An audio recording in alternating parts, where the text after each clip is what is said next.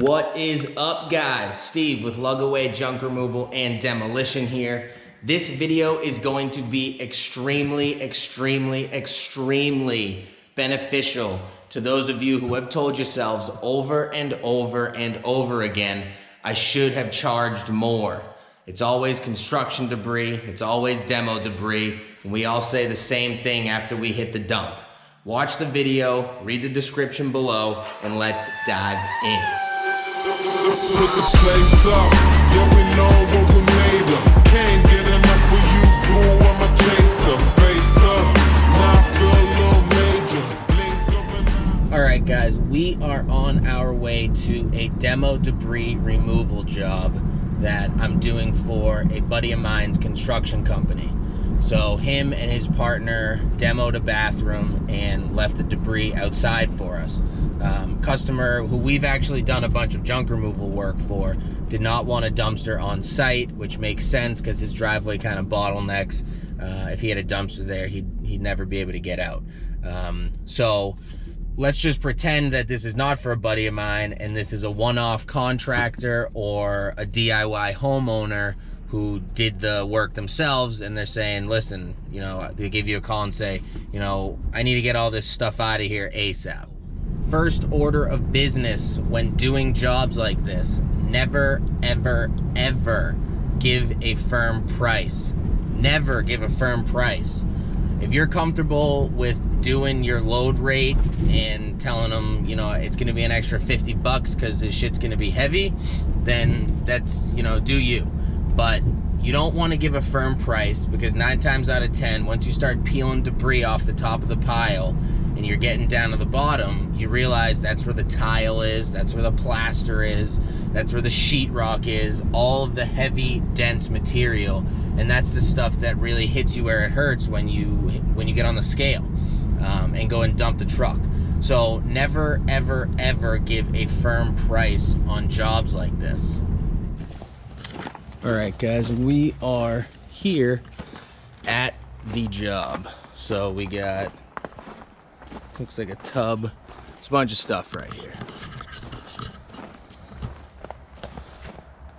Bathroom demo, so there's definitely tile in here, it's definitely plaster.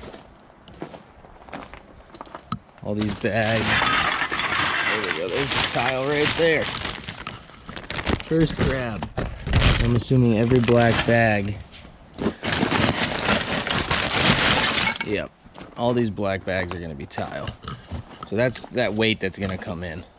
Guesstimate on volume, I'm going to say 1/3 of the truck. Let's see if I'm right.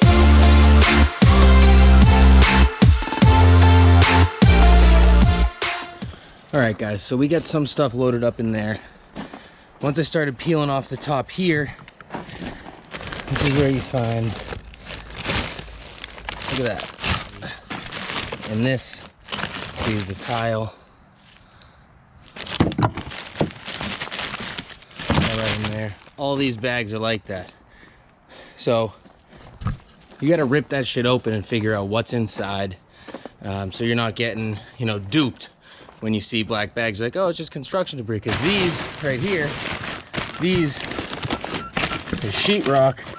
Not that heavy though. That other stuff back there is all concrete, it's all tile. So do your due diligence, make sure you know what you're pulling. This battery is gonna die, so I'm gonna say fuck the time lapse, and I'll see you guys once I'm done with the job. Bagsters are cleared out, tucked away nice for my buddy. And this is the load. So I estimated this at about 1/3 of a truck when I saw it. It's definitely more than that. It's a little less than a half, so maybe 3/8 of a truck. 37 of those bags were either concrete, tile, or sheetrock.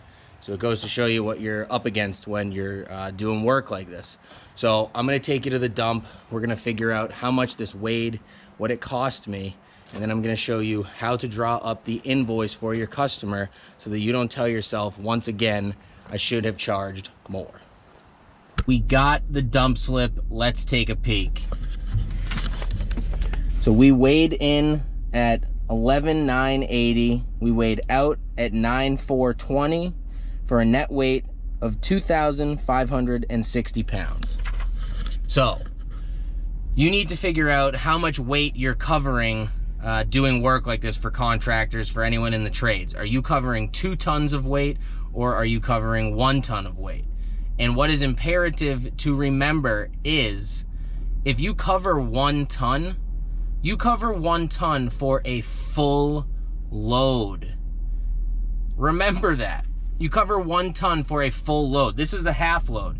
I don't cover 1 ton for this load. I cover half of a ton for this load. So let's do the numbers. Let's say I'm charging this guy, so my half load's 300 bucks. And as you guys know from other videos, we get charged out the ass here. It's 140 a ton. So let's do some numbers here and get this straight for you guys. So let's take the numbers here. So we got 140, which is our rate per ton, divided by 2, because we pulled a half load. That's 70 bones. So we cover 70 bucks of dump fees. Now take 179, which was the total dump fee. 179 minus 70, it's 109. That's the number you pass on to your customer if you're covering 1 ton of weight. So you say, hey guy, it was a half a truck, 300 bucks, excess weight was 109. So your charge for him is 409 bucks. Your profit on that, 300 minus 70, is 230, which is pretty good for less than an hour's worth of work. If you covered 2 tons, you'd be covering the whole dump fee. So you do 300 minus 179, that gives you 121. So you want to figure out what you're going to cover. If this is a guy that gives you a shitload of business, maybe you cover 2 tons. These contractors get dumpsters dropped that include 2 tons of weight in the cost. They're filling up the dumpsters though. So for them to hire you, you're coming out there. It was just me today, but you have, you know, a guy with you, or you got 2 guys with you. You know, that's time. So you got to figure out how much weight you're going to cover, be upfront with the customer about that, and that's how you solve that problem right there. So rewind, watch this if you need to, you know, figure out how to memorize it, whatever. But that should help you not get screwed over with all these, you know, crazy weights when you're doing work like this. So I hope you liked the video. Subscribe to the channel. I got a bunch more stuff out there. Hit the like button, and we'll see you next time. Thanks.